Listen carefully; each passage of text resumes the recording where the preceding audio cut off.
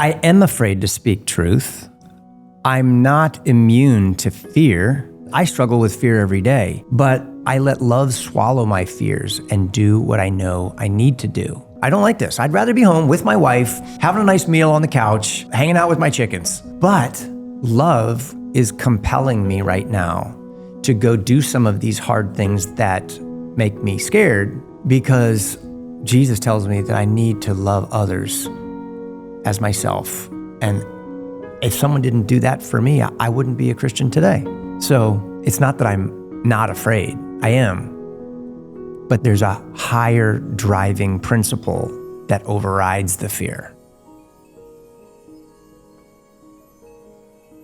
Mr. Kirk Cameron, so nice to meet you. Thank you. Very nice to meet both of you. You as well. This is a total thrill for us. I told you we were speaking to Candace here in this very same room about a year ago. A little surreal to now be sitting here with you, obviously big Growing Pains fans, something that I know you've discussed at length, good chunk of your adolescence. And does it feel like that was a lifetime ago at this point? Yeah, it does. Yeah. It does. And it's funny because when I meet your children, I know that they don't know anything about Growing Pains, but they loved our music. Yeah. That's all coming back. And some of the, the clothing styles and all of that stuff, they've got a little jealousy going on. And we were there, we lived it. Yeah. So that's kind of fun. I met somebody this morning at a coffee shop, and he was coming to this conference, Be Bold for Jesus. Nice. And he was this young 19-year-old and had no idea, about Growing Pains or anything like that. So it's kind of fun to meet people who have no idea about Growing Pains. Because I have a fresh start with them. They don't love me or hate me. Yes. I just get to make a first impression. Whereas there's a lot of people where they have their impression. Either they love Growing Pains or they think you're an idiot because you're a Christian or conservative or something like that. Yeah. Is it fair of me to say that I feel like you have eclipsed that character because you have become so synonymous for your faith and for everything that is godly and glorifying Him? It's something that you have to take a tremendous amount of pride in, I would assume. Wow, that makes me take a step back and pause and think. That was never by design. If it's the case that a persona of the things you just said has eclipsed a Hollywood character, it wasn't by design. I remember at 17 years old, I was an atheist who was considering the claims of the gospel. I met a cute girl on the set of Growing Pains. I wanted to go on a date, and she said, well, meet me at church, and you can say hi to my dad. I was like, oh, okay. But she didn't know I was an atheist, but I was also an actor, so I figured I could fake the whole thing for an hour and go to church, pretend like I was a Christian. And I heard the gospel, which really got me asking questions.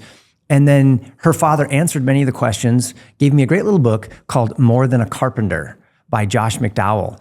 And that helped me open my mind to the possibilities of the existence of God, about my responsibility, the stark reality that I would die one day and find out whether or not there's something out there and a God and a heaven and a hell and all of this. And I eventually became persuaded, and I wanted to be a follower of Christ. But that never developed in my mind into, I want to be a professional Christian. I want to be a guy known for Christianity. I was just trying not to embarrass God or myself and be part of projects that were wholesome, that were good for the family, that would point people to Jesus. And God has just been, the driver of the boat ever since then. And I'm trying to be a good sailor. I think that's beautiful. And then you were able to bring faith to your own family, your first family, your sisters. Like Candace and my mom and dad. And we have, so Candace and I have two sisters, so there's four of us all together. I'm the oldest, the only boy. And we never went to church. Faith was not a part of our upbringing. But once I started going to church, my mom said, wait a minute, I've always wanted us to go to church as a family, but your dad never wanted me to take you kids to church. He wanted you to figure out your own beliefs and have religion if you wanted it. But, it was the thing that actually brought my parents closer together. It made us tighter as a family. And since those days, now all of my family is following the Lord. They've been baptized, they're going to church, and I'm so grateful for that. That's awesome. Yeah. So when the show ended, like I remember Growing Pains ended, and then all of a sudden you were the guy that was left behind. You were doing Fireproof. You were doing all these Christian films. What happened kind of in between that? Was it a quick transition, or because I mean, to me it was like, okay, now there's these Christian films and these are great. But what happened in between there? Yeah, I think some of them weren't so great. You know, some of them were kind of cheesy. Well, we enjoyed them. But having said that, we small beginnings. Left Behind scared me. I know. I did not want to be left behind. Nobody did. I think so many children have PTSD from that movie. I was like, wait a minute, my own children. Yeah. So anyway, you asked how did that happen or what happened in between. I remember I was still on the set of Growing Pains. We were probably in our 5th or 6th season, right in the middle of the whole Growing Pains thing. And somebody gave us a Left Behind book, which my wife was reading. And she said, hey, wouldn't it be cool if they turned this into a movie and you could play the Buck Williams?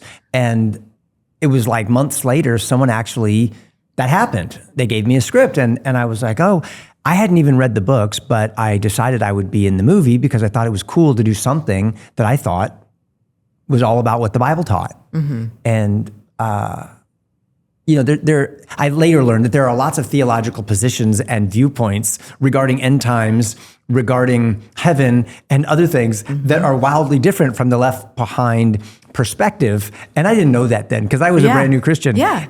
So it was fun. And then all of a sudden there were more opportunities to do more. Because I enjoyed it. Other people thought it was cool that a guy on Growing Pains had become a Christian. And, it's like today. Everybody wants, Tim Tebow's a football player, but everybody wants him to come speak at their event, right. Or be on their podcast or whatever. So it kind of happened rapidly.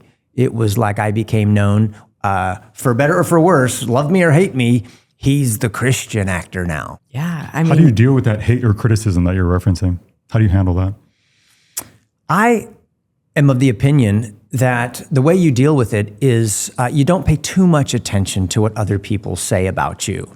I was talking to a friend of mine who says, I don't like the 5 love languages. And he actually went on Gary Chapman's podcast, who wrote 5 love languages and says, I think that there's other love languages besides those 5. Mm-hmm. And Gary allegedly said, no, I pretty much studied all of this my whole life, and I boiled it down to 5. And one of the love languages is verbal affirmation, right? You got physical touch, verbal affirmation, acts of service, all those things. He's like, I don't want you to give me gifts. I got too many things. People give me gifts all the time. He's like, I don't want you to mow my lawn for me because you're not going to do it right, and I'm going to have to do it myself anyway. And then he says, verbal affirmation. He said, if you affirm me and I let that make me feel good, well, then I'm also going to have to let myself feel horrible when people criticize me because I'm listening and valuing what you say. And he's like, I'd rather get my affirmation from God. So I don't really take the praises or the criticisms as having much value. And I thought, that's actually, I think, pretty wise. Yeah. Because we can be played by people and our own tendency and our own lower nature, if I could put it that way, to tend toward ego, to tend toward being people pleasers, can start to do things because money's involved or because pride is involved. And I think it's better to get your praises from God than from men. Audience one. I think that's right. I completely agree with you. It'll do a number on you psychologically and emotionally. Yeah. Even in your own marriage, because there's a lot of pressure to praise one another. Mm-hmm. And I don't know if it came from the whole love language thing, but it's not that I think spouses don't appreciate one another, but sometimes when we've been together 21 years and you forget to say like, thank you or good job or I'm proud of you or I think that you built this whole house and that's really incredible. And if you're told like you need that from the other person, they're not giving it to you, then there's damage in that too, where like, I don't know. I've always thought that was weird because I'm actually really bad at verbal praise. And he really like with giving it or receiving it? With giving it. Okay. And it's not that I'm not thankful, but I like forget to say it. And so then I'm like, well, why do you need that? Because I don't personally need it. And so I don't need someone to say thank you to me. I don't care. Because it's not your love language. Right. It's not my love language. Where are you at on your homesteading farming journey? I understand you have a passion for this. And chickens.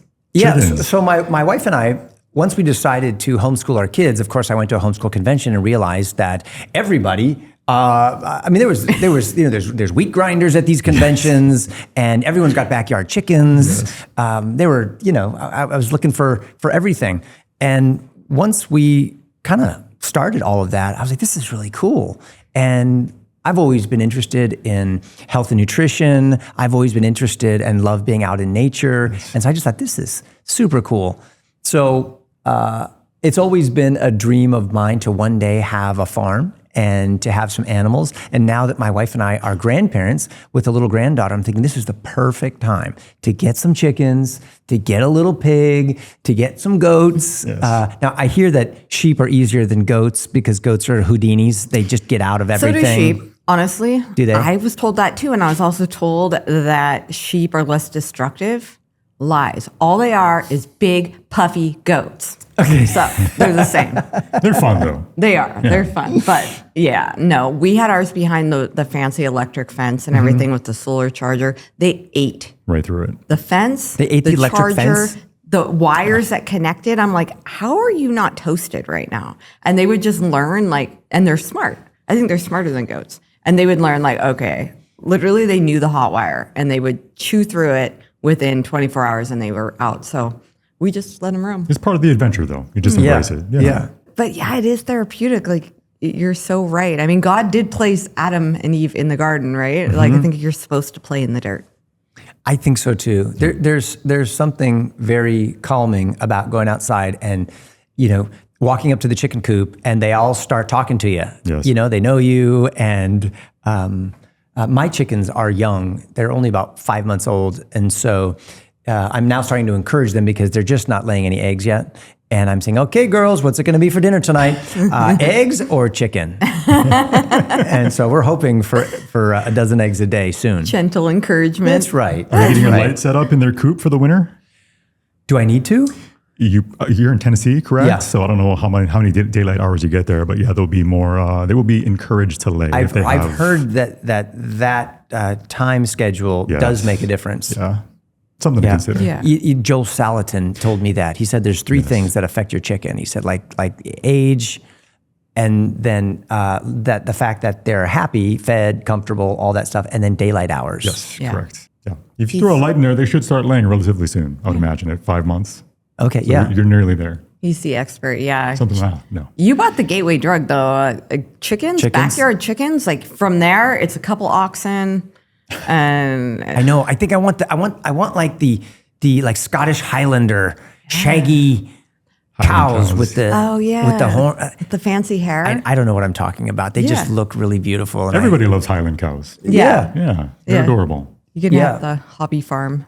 Yeah, well, I need to come over to y'all's farm. By the way, when you move to Tennessee, you start using that word in a sentence. So when y'all have visiting hours, let me and my family know, and Anytime. we'll come by. Come on down. It is a journey, but you are always welcome. Yes. For sure. Okay. We live about 3 hours from an airport. Okay. So once you fly in, you got a road trip ahead of you. Yeah. So you can't just head down to Kroger or Publix, Oh, but you no. don't need to because you guys grow your food, right? I mean, some of it. We try. We're a family of now 7, so it's hard to keep up with, especially with our season here is very short, our growing season. So we do what we can. We've probably done better with it in the past, and I think a lot of that is just due to the fact that we are so incredibly busy currently. I'd love to get back to sourcing more of our own food, though, for sure. Well, I'm just curious, what are you mostly busy with if not doing what you do on the farm? All of this. Everything we're doing All the currently. podcasts. Yeah. And the podcasts. the vlogging's at the farm though, right? Because that's what everybody wants to see. Primarily, yes. Yeah, the vlogging's there, but we're also the editors and the producers and the everything. I see. It's just All us. the behind It's just the you, yeah. scenes. And then with the podcast and everything, it just, you know how it goes. Like it Yep. just, I just started one like 3 months ago. Yes. And so I'm right in the beginning figuring Yeah. it all out too. And it's just me and a couple of my sons. yeah. I've taken some of that in. Yeah. Your sons are brilliant for their age, let me say. They take after their mom. Thank God. And it's such a gift to be able to work with your kids, isn't it? Yes. Yes. You know, to be able to be doing things together as a family, whatever it is, you know, skinning rabbits or making a podcast or whatever. And I've seen your kids here and just seeing how you guys are just like, it's just like this dance of, you know, babies and adults and how they're just taking care of you and the baby and all this. It's a joy to see. Beautiful thing. Way it's supposed to be. Yeah, I was watching the Kirk Cameron show last night. You guys watched the Kirk Cameron show? Yeah, Get outta yeah. here. Yeah. I'm very honored. Yeah, we were watching it, and James was talking, and you just look so proud of him. Like he was just beautifully speaking out of God's word, just off the top of his head, and like the look on your face, you just look so proud. And I just thought, like, well, that's so beautiful, like to see your children rooted in Christ.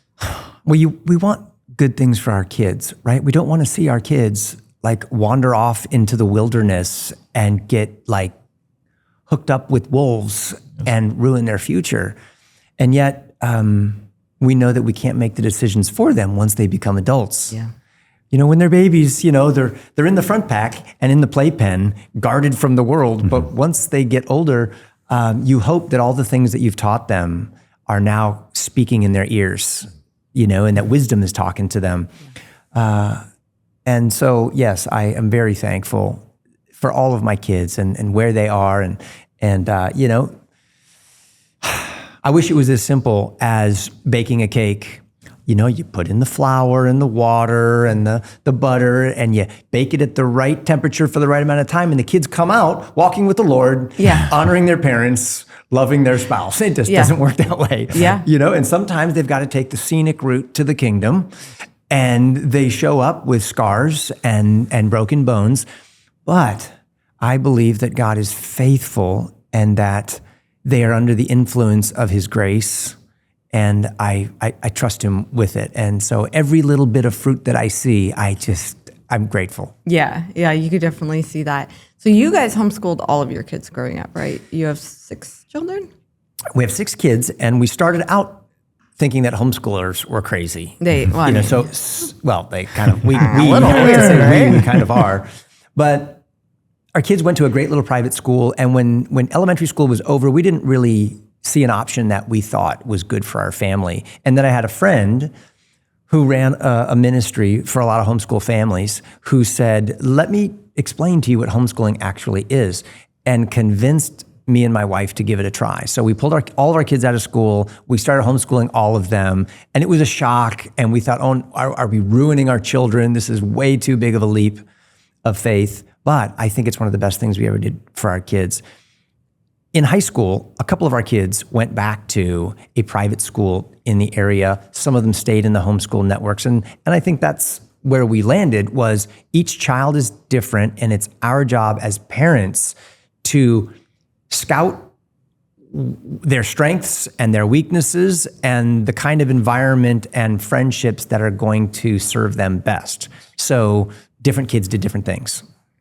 Yeah. That makes sense. And that's the beauty of homeschool, is you really get to know your kids. You spend so much time with them and you see that they're all so different and they all need different things. Like, people will be like, what curriculum do you use, or what education style do you have? And it's like, well, that's really complicated because it's different with every single one of them. Yep. I think that it's easy to judge certain groups of people by the way they look or the way they talk. You know, you come to the South and all of a sudden everybody's talking like this and they're y'all, and we go to Cracker Barrel and it's peepaw, papaw, and you have this impression of their intelligence or their motives or whatever, right? But then you discover that you were wrong. Mm-hmm. Stereotypes are there for a reason. There's truth to it, but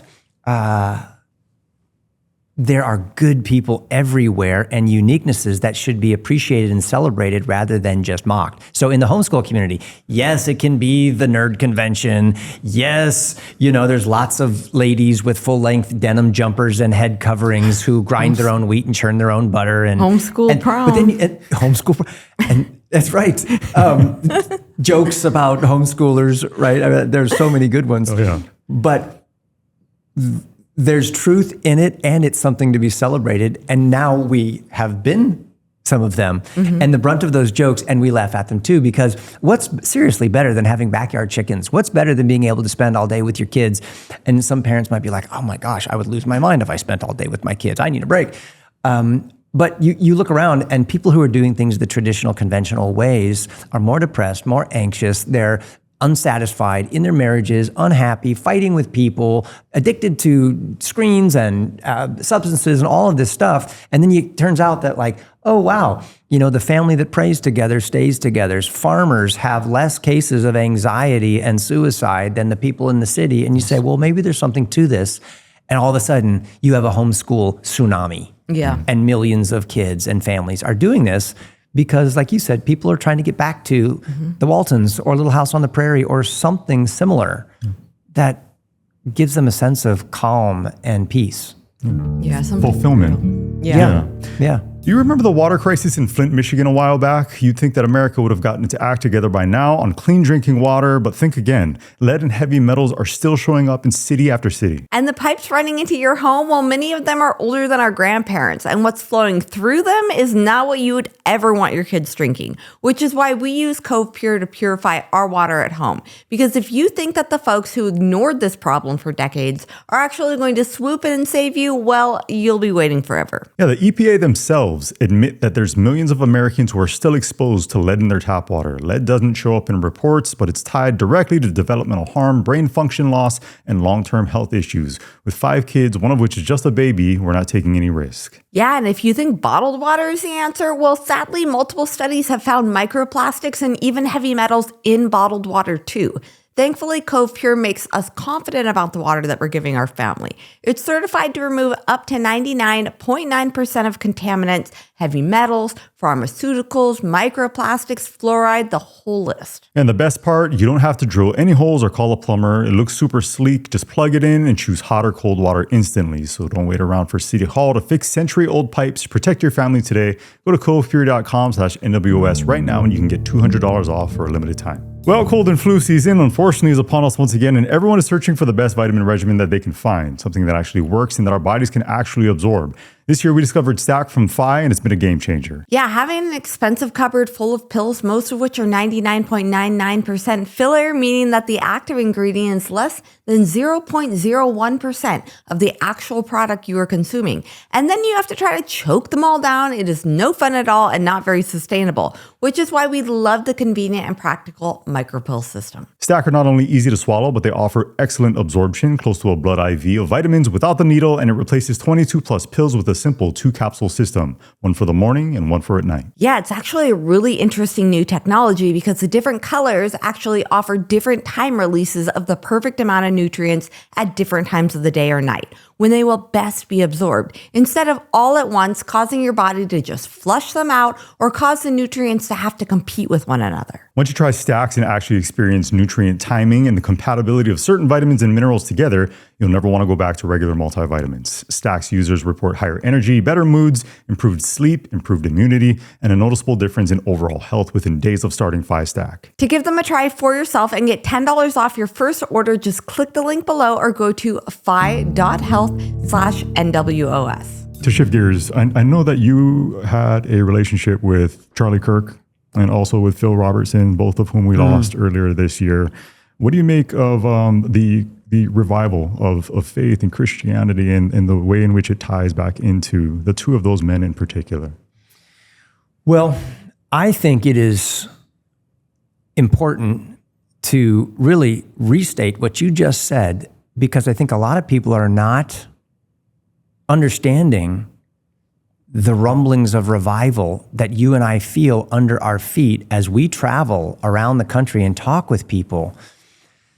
There are young people who were impacted by people like Charlie Kirk, who maybe just saw a soundbite here or there, but when they're going to Starbucks now and they see there's a Charlie Kirk drink, a Mint Majesty with 2 honeys, what in the world is a Charlie Kirk?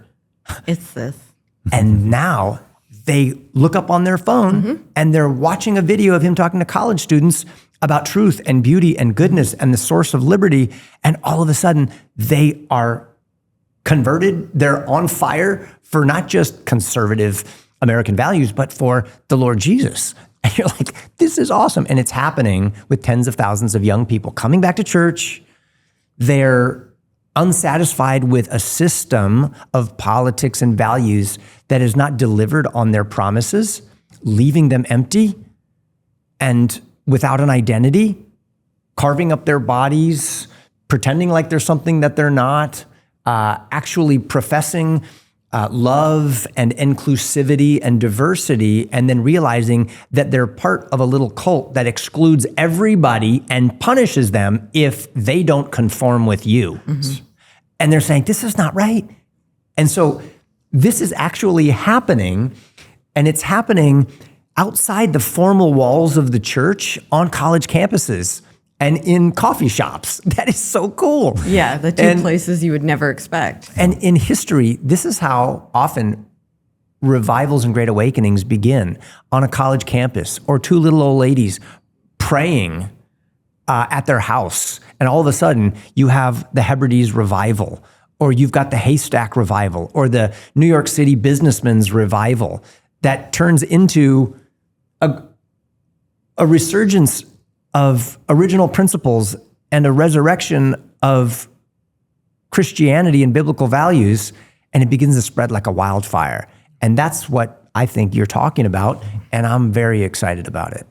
Yeah, we were talking before we got started here about Gen Z, and it feels, I can sense the culture beginning to shift, and the impact that those two men in particular, I think, made on our society or on our country just cannot be overstated. You referenced that we're here at the Be Bold for Jesus conference.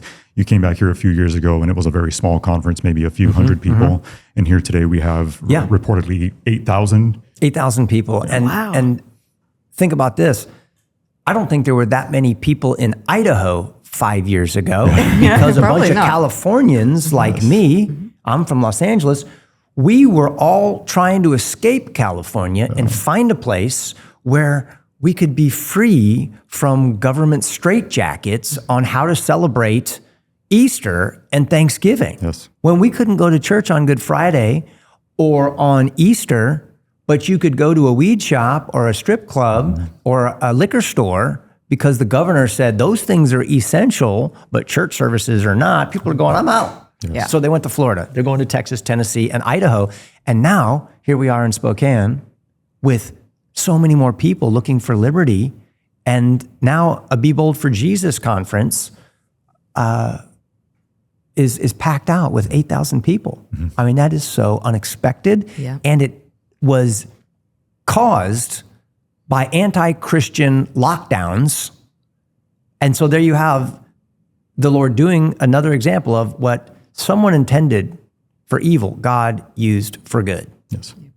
That's been my large takeaway with all of the recent events, with Charlie Kirk in particular. I lived in a place of anger and grief for a solid week, not having known the man personally. I know that you had somewhat of a personal relationship with him. Is that a similar experience that you had, given the close, is it fair to say close relationship that you had with that gentleman?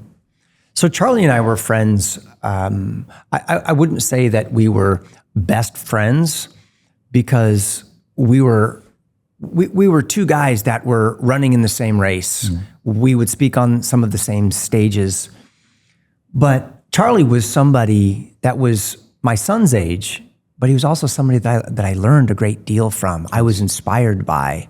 I take courage from him. And I'm so thankful for what he's done for my children and for your children and so many others. And you know, you mentioned Phil Robertson. Yes. We mentioned Charlie Kirk. And there's others just this year that also belong in that group of heroes of the faith, like for me at least, John MacArthur. Yeah. I mean, one of the OG Bible teachers of my life.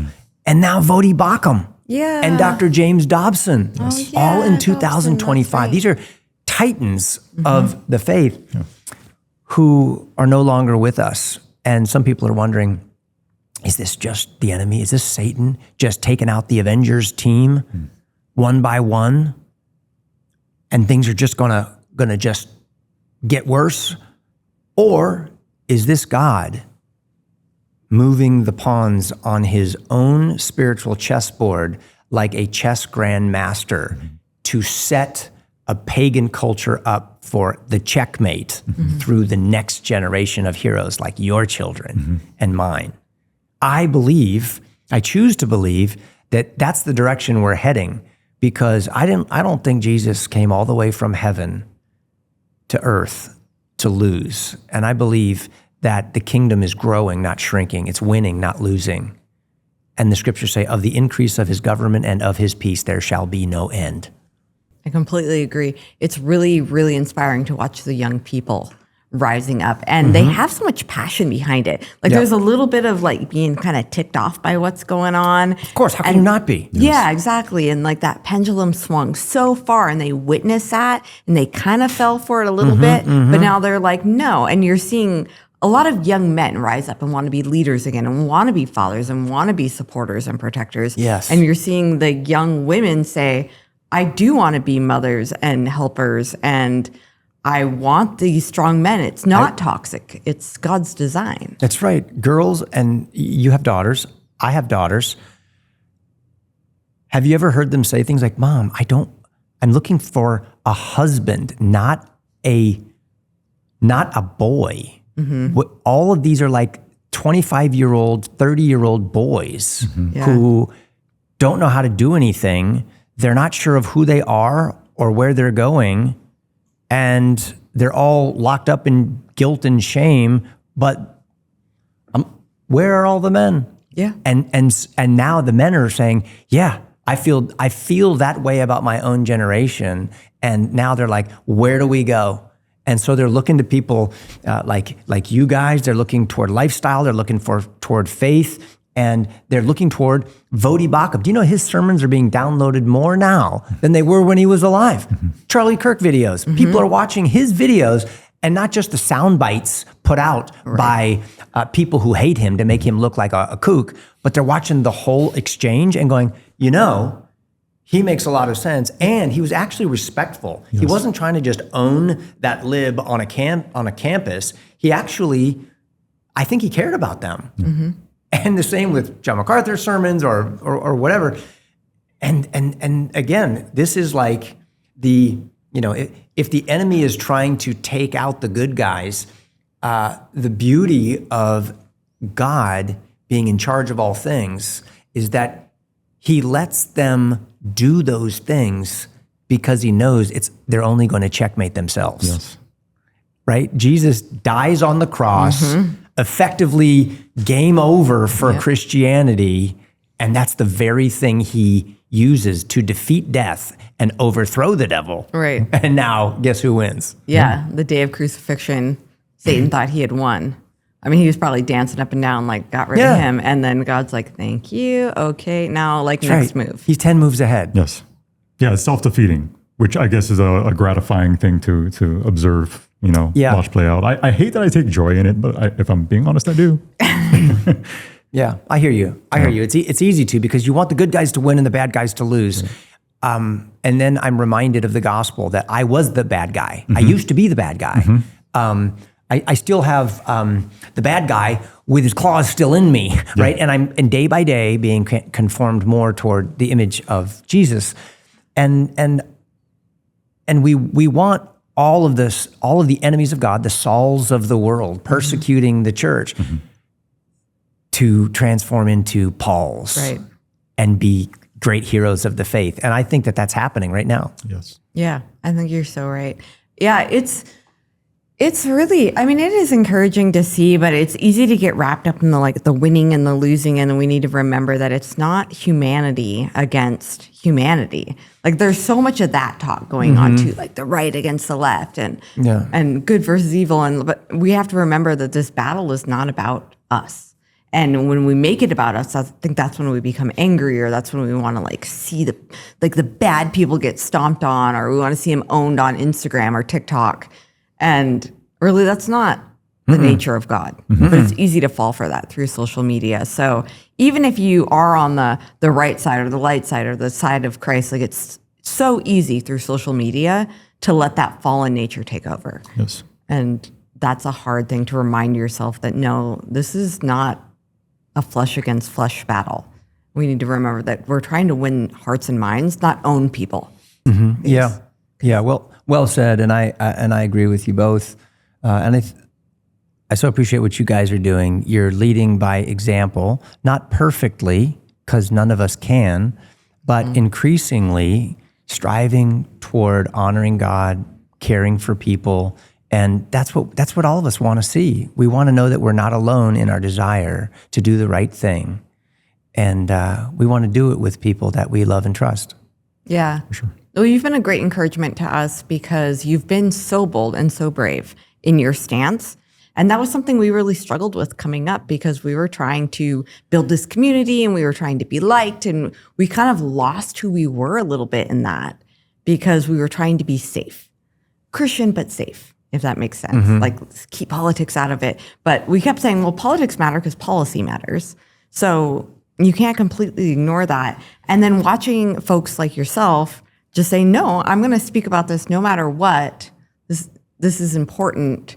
It gives other people that have a platform, whether it be big or small, power in numbers. It gives you're going to take some arrows, but the more people that speak, the more important that is. And you were one of the original people that was just not afraid to speak truth.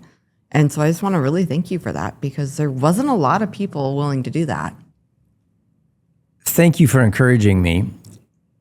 I am afraid to speak truth.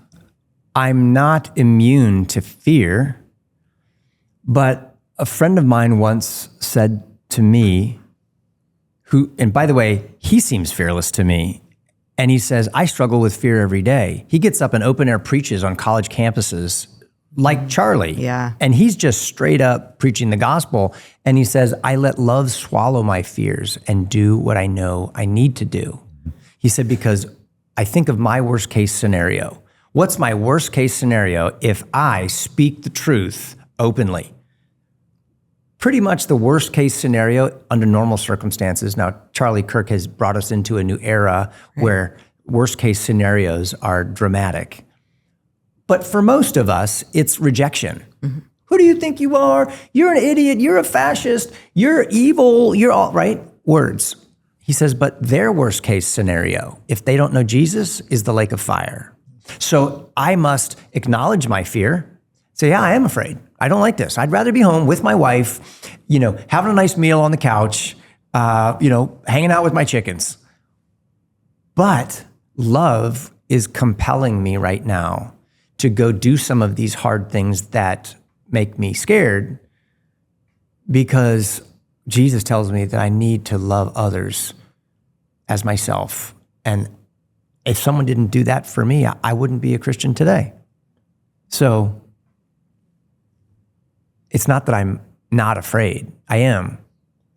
But there's a higher driving principle that overrides the fear. That's such a light bulb moment for me because we were literally just having this conversation. We were saying, when somebody has like a lot of money, like they've been in Hollywood a long time, when's enough? Like, why are they doing this? Why are they doing this podcast? If God's calling you to get out there and speak, it doesn't matter how much money you have. It doesn't matter how afraid you are. If you're listening, you have to listen. Yeah. And it does, even if you convert one person, saving somebody's soul, like one person, how powerful is that? And I'm so glad you're wrestling through this and working through it, and we all have to, because I think we're different. I'm not Charlie Kirk, you're not me, I'm not you. And so I think he gifts us and he calls us to do different things.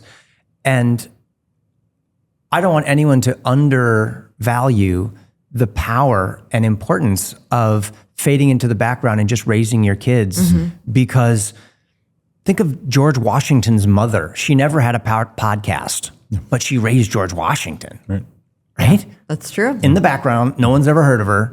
And, right? So it's like, it's listening, like you said, I think, to the Word of God, to the Spirit of God, and just doing the next right thing in the next 5 minutes. And if that's making dinner, that's the next right thing. If it's starting a podcast, like your daughter is, like my son is trying to do, I'm like, go for it. That's it. Like you don't have kids yet, so it's not about raising children. It's about what you're doing right now. And just keep doing that and surround yourself with wise people who you can trust, and just then embrace the adventure. Yeah. It's hard to know. It's hard to know what is God and what is the desire of your own heart. Yeah. And not convincing yourself that the desire of your own heart is God. I think so too. Yeah, I think all of us have to struggle with that. And I know there's some people who are just like, so God said to me last night, and I said to him, well, and he's like, whoa, what about that? And I'm like, well, God, hold on. It's like they had this conversation. I'm like, I've never had that. Yeah, I've never had that conversation. But I think that's really fraught with problems when you do that, because those are also the same people who are saying, I think God wants me to be an actor. God's calling me to Hollywood. And then their friend comes to him and says, how do you know that's not Satan tempting you to go to Hollywood? All of a sudden, they're just like, the angel on this shoulder, the devil on this shoulder. And now they're completely stuck and they don't know what to do. And I just say, just like push all that away. Do you have a Bible? Read your Bible. This was written by God. It's true. If you want to listen to the spirit and voice of God, read his words. That's never going to contradict the will of God for you. Read it and understand it. And that, I think, is your best Sherpa, your best Gandalf, your best Mr. Miyagi to guide you forward in your life. Can you speak also to the power of prayer?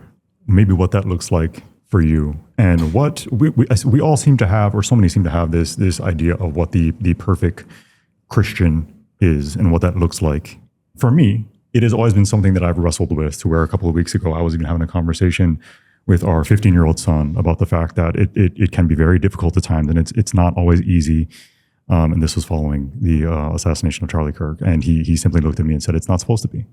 And I thought that was so beautifully put by him, because it was so simplistic, and it kind of caught me off guard. My 15-year-old son is the one having to counsel me. Mm-hmm. So the power of prayer and what, I guess, makes for a good Christian in your mind. Well, thank you for asking these questions.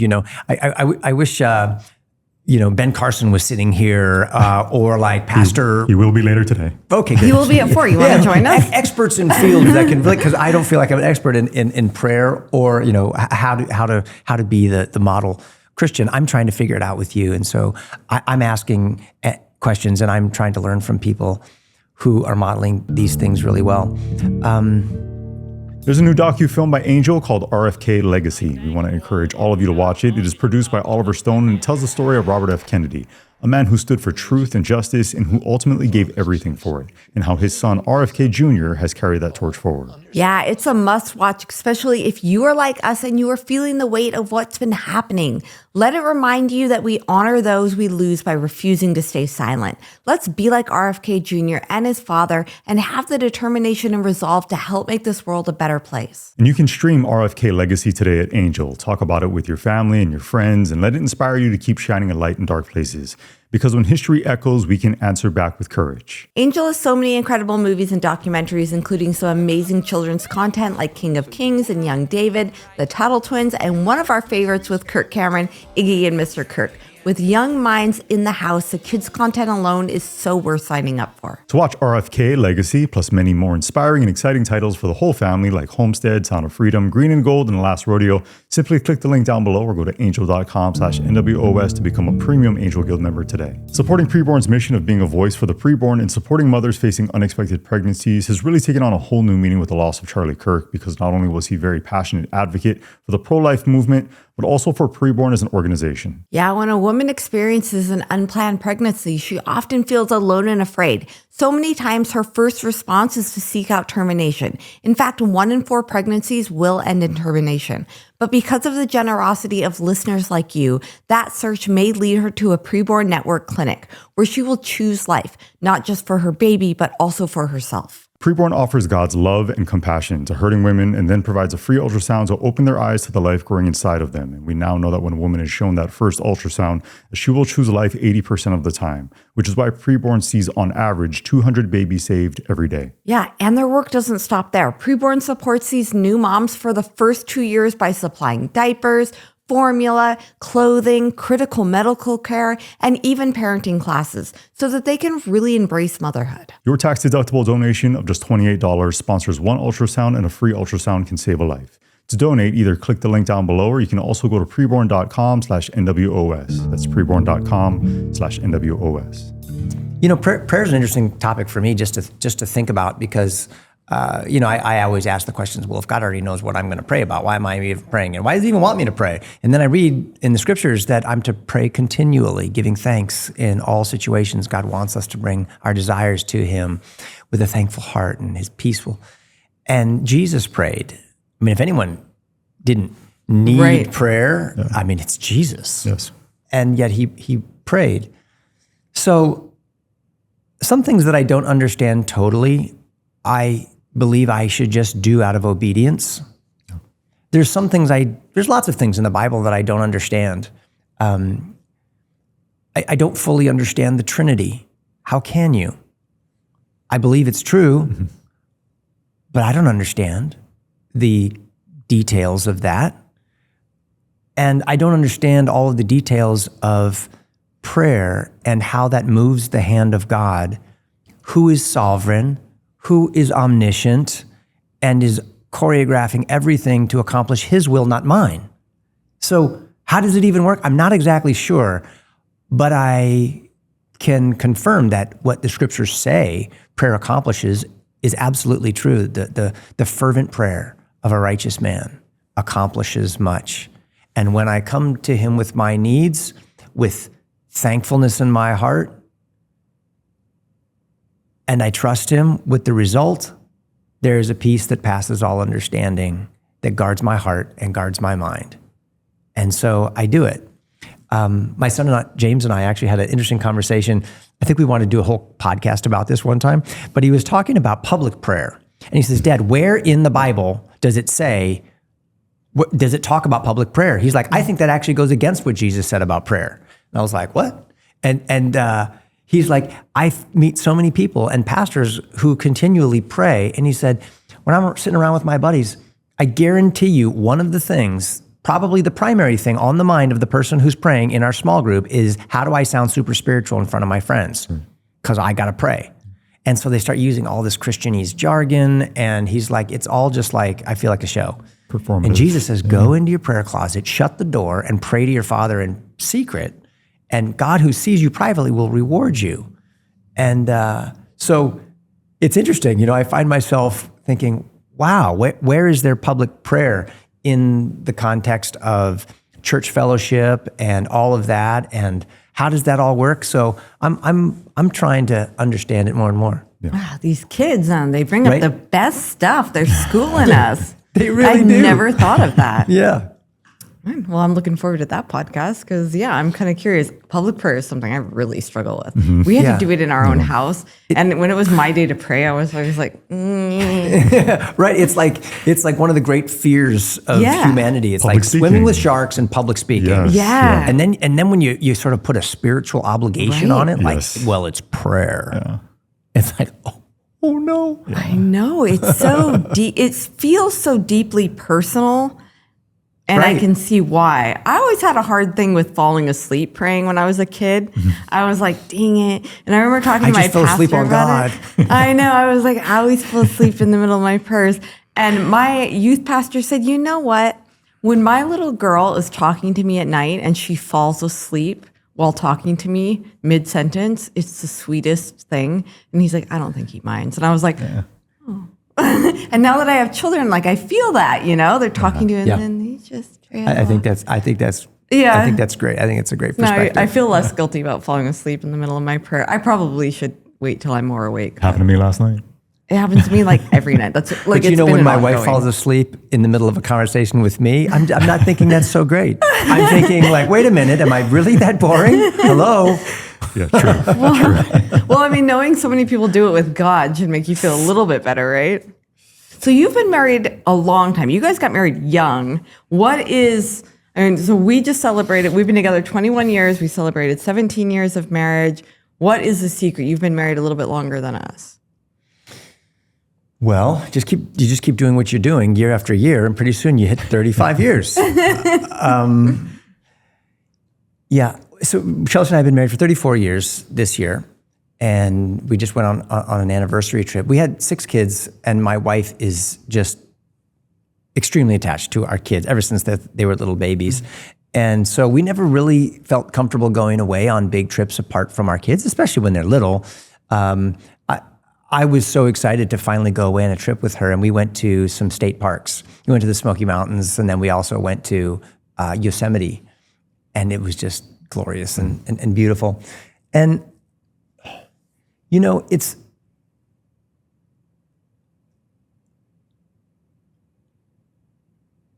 I think for me, getting married at 20 years old, I really believed from the very beginning as a brand new Christian that God had given me an incredible gift and that she was to be treasured.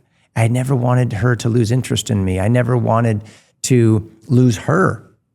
And so I always felt so grateful. And during the times where we've struggled and the challenges with work and raising kids and the weird industry that I work in media and Hollywood, there have been clashes, but I'm finding that through all of that, God's refining his children. And there's lots of times where she could have left me. I wouldn't have blamed her. I mean, she shouldn't have, but I wouldn't have blamed her, right? And a lot of it's my fault.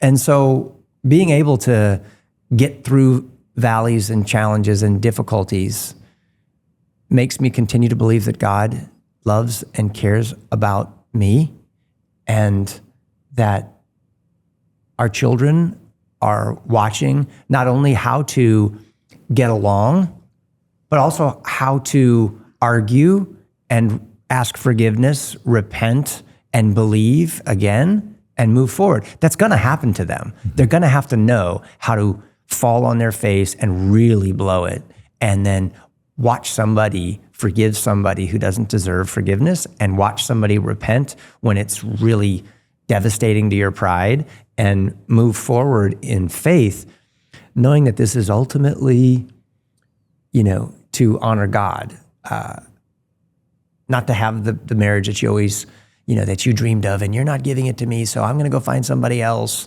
But to know what a real living, breathing, singing, thankful, forgiving Christian looks like, because that's what brings honor to the Lord. Yeah.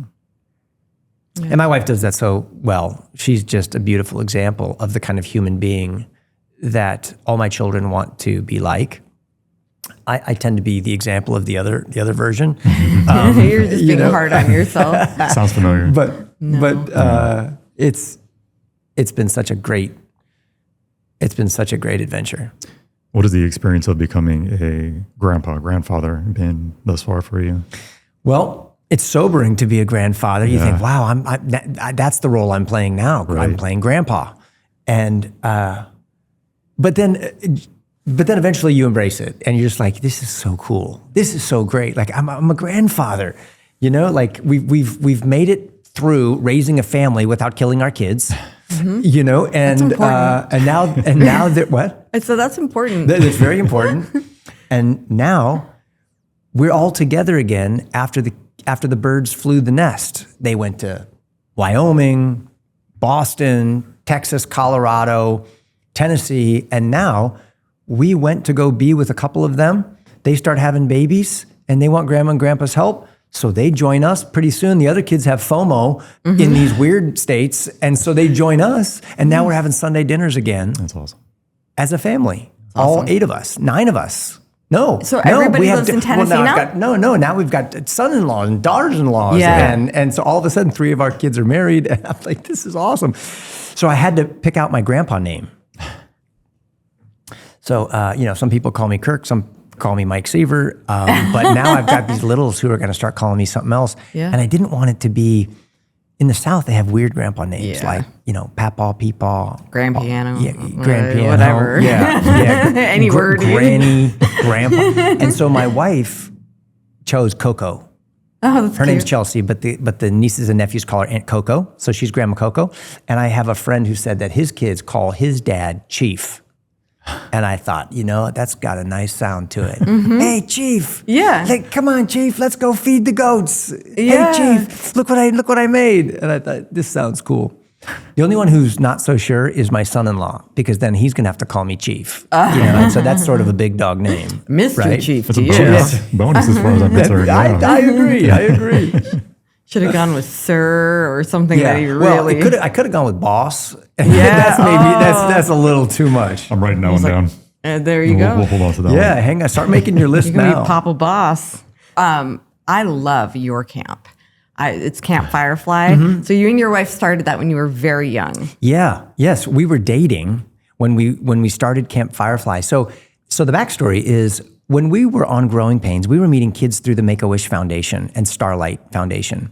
So these were kids with cancer who had one wish, and some kids went to Disneyland, others went to the set of Growing Pains in Hollywood to meet the cast. Yeah. And we would sign a picture, take a picture, give them a tour of the set, and then they went home, and I thought, we can do something so much more special.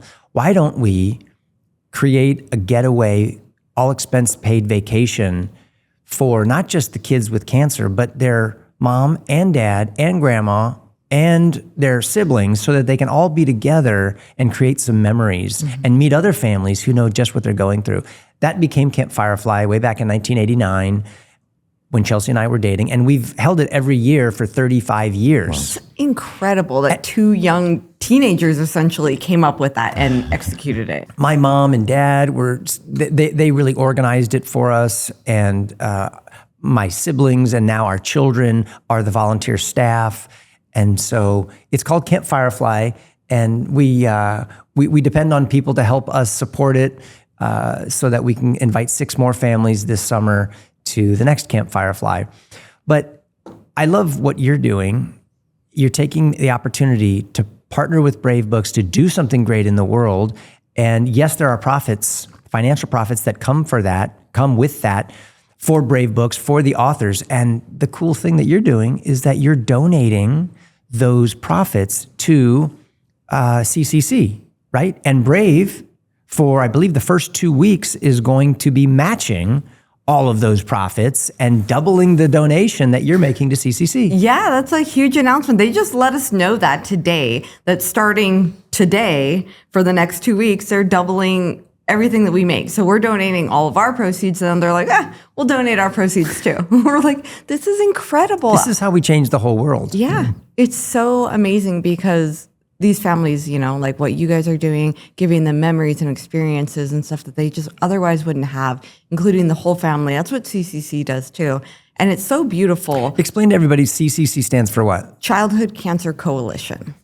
And so they're not, they don't do cancer research or anything like that. They're essentially like really dedicated handholders. So when a child is diagnosed, they meet you at the hospital. And so they're the first faces you see. You walk in there, it's your kid needs to go straight up to oncology. Worst day of your life. Your child has cancer. When you go up there, you meet somebody from CCC. So they're separate from the hospital, and they're there with like a welcome bag, I guess, with just like, this is what you have That's to expect. awesome. And they're there Christmas Day. They're there in the middle of the night. There's always somebody there for the hardest of times, and the celebratory bell So rings. great. I'm so glad you chose them. And incredible.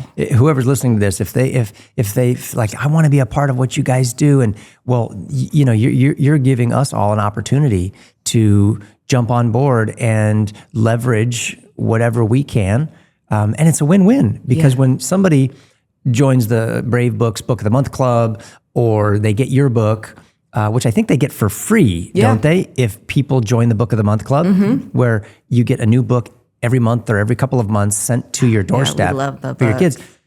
They're actually getting something for their own family, investing in their children's moral development and their spiritual maturity, while joining on board with your movement and helping the Childhood Cancer Coalition. Yeah.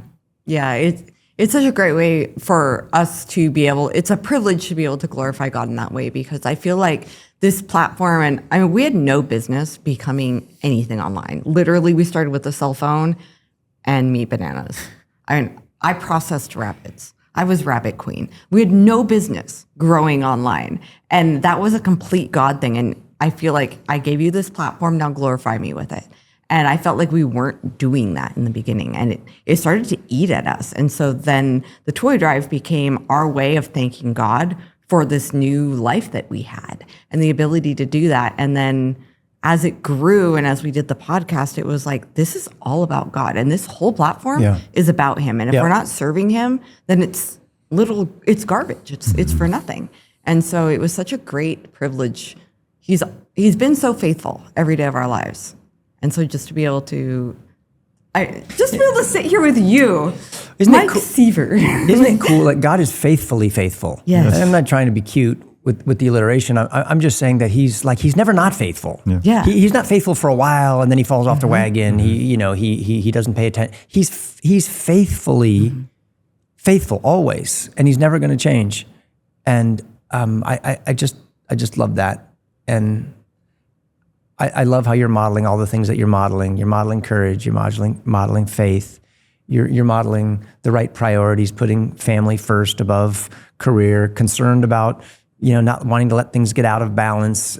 And that's the messy life of, yes, we're saved. That's the already, but then there's the not yet, which is we're actually free of sin fully and finally. And we're in this middle, work it out, messy stage of getting there. Yeah. I think it's going to be messy to the end, but I mean, that's the beauty of salvation, right? That's the beauty of being saved by grace. We can be messy to the end. Yeah. Just doing our best. Where can people find you? Online, different apps?